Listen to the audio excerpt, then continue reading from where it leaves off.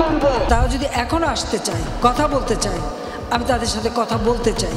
আমি আমার শহীদ ভাইদের বিচার চাইতে আসছি। শিশুদের হত্যা করে আমাদের ছাত্রদের বুকে গুলি চালিয়ে এখন বলে এখন আবার আন্দোলন কিসে? গুলি চালিয়েছেন, আরো চালাবেন, চালান।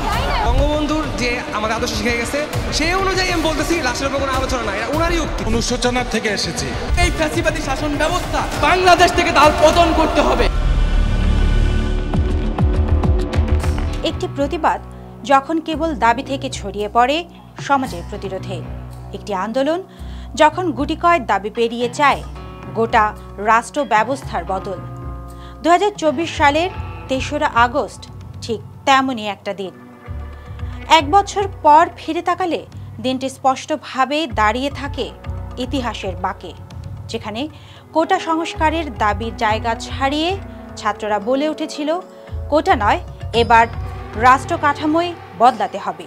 সকালের আলো ফোটার আগেই উত্তপ্ত হয়ে ওঠে ঢাকা শহর। রায়েরবাগ, কুতুবখালী, রামপুরা, বনশ্রী, মিরপুর উত্তরা সহ অন্তত 8টি এলাকায় শিক্ষার্থীরা অবরোধ করে তোলে। কোথাও তারা চুপচাপ বসে থাকে পোস্টার হাতে, কোথাও তুলে দিয়ে আঁকা হয় ক্ষোভের প্রতীক। স্লোগানে বারবার ফিরে আসে ফ্যাসিবাদ নিপাত যাক। এই প্রতিবাদে শুধু ছাত্র নয়, ছিলেন অভিভাবকরাও।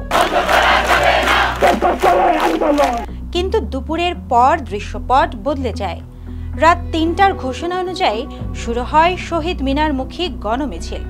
শহরের নানা প্রান্ত থেকে ছোট ছোট মিছিল এসে জমা হতে থাকে শহীদ মিনারে।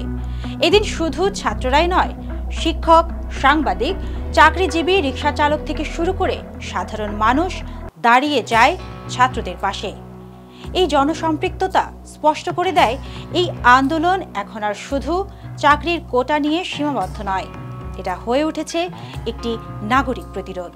সেদিনের বিশাল জমায়েতে আন্দোলনের নেতৃত্বে থাকা 6 জন সমন্বয়ক ঘোষণা দেন আগের 9 দফা নয়, এখন কেবল 1 দফা, সরকারের পদত্যাগ ও ফ্যাসিবাদ শাসনের অবসান। এই ঘোষণার পর আন্দোলন পায় নতুন রূপ, যা শুধু প্রশাসনিক সংস্কার নয়, বরং রাষ্ট্র কাঠামো পুনর্বিন্যাসের আহ্বান।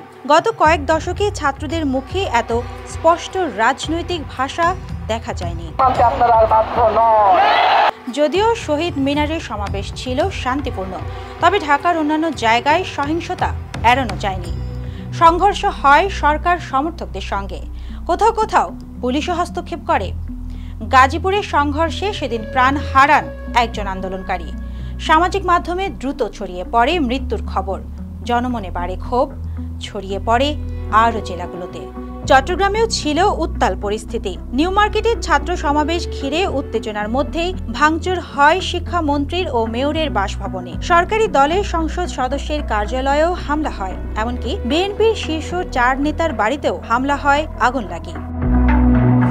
এই দ্বিমুখী সহিংসতায় অনেকে প্রশ্ন তোলেন, এসব কি পরিকল্পিত নাকি হঠাৎ ঘটে যাওয়া উগ্রতা?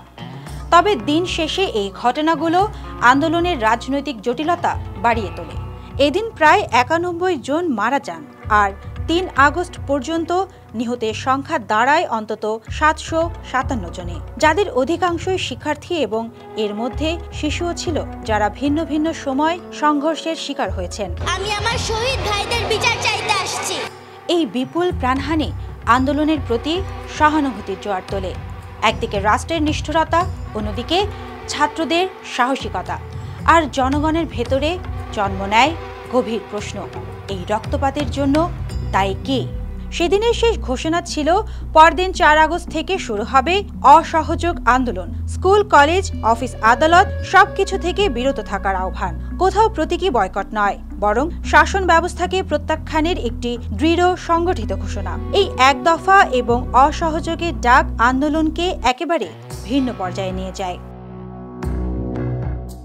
1 বছর পর আজ 3রা আগস্টকে ফিরে দেখলে বোঝা যায় এই দিনটি ছিল একটি ইতিহাস বদলের দিন, যেখানে শুধু দাবি নয়, ছিল রাষ্ট্র কাঠামো নিয়ে প্রশ্ন তোলার সংগঠিত স্পর্ধা। 3রা আগস্ট বাংলাদেশের নাগরিক আন্দোলনের ইতিহাসে একটি অনিবার্য বাঁকের নাম। সুবর্ণা মেজাবিন, দেশকাল নিউজ।